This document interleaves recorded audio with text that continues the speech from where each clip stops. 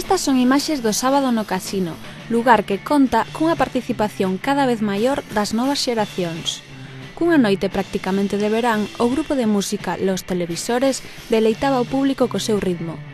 Non hai moito do seu nacemento, aínda que os integrantes desta banda ben se coñecían dende hai tempo, pois non son outros que os mesmos compoñentes de Lecul, unha banda que pululou polo panorama musical galego durante un par de aniños e viuse obrigada a decir adeus por mor da marcha do batería a terras turcas.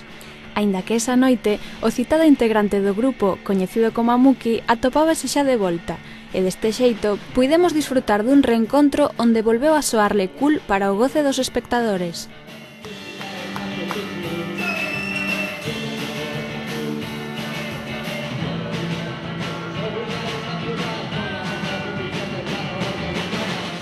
Logo disto, os televisores seguiron soando.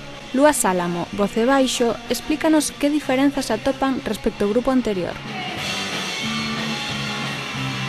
Pois, basicamente, máis importante foi que suprimimos o teclado e un sonido un pouco punk, un pouco pop, depende un pouco das cancións. E, bueno, e o batería marchou, entonces, pois, como que fixemos unha reestruturación, non? E quedamos guitarra, baixo e batería, nada máis. Así, xogando cos acordes, los televisores non paran de facer proxectos. Pois nada, agora acabamos fai un par de meses de gravar 5 cancións, e unha delas vai para un recopilatorio. Saludo para Roberto Mallo, que nos grabou, Roberto Mallo foi o que se encargou do proceso de grabación, que agora ademais está grabando bastantes grupos así de Galicia, a nivel under, e a verdade é que, bueno, estamos moi contentos de ter traballado con él. Fálannos tamén dunha inminente xira madrileña.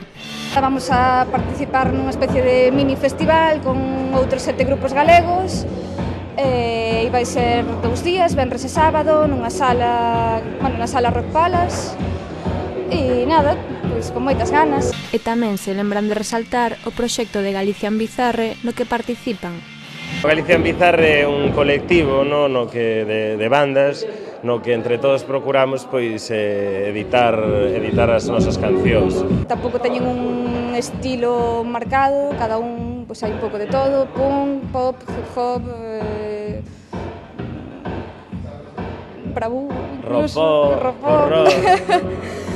Foi financiado a través do sistema crowdfunding, que é o micromecenazgo. Salirá dentro de un mes, máis ou menos. E supoñen que se farán festas de presentación, concertos e demais actividades para promocionar un pouco.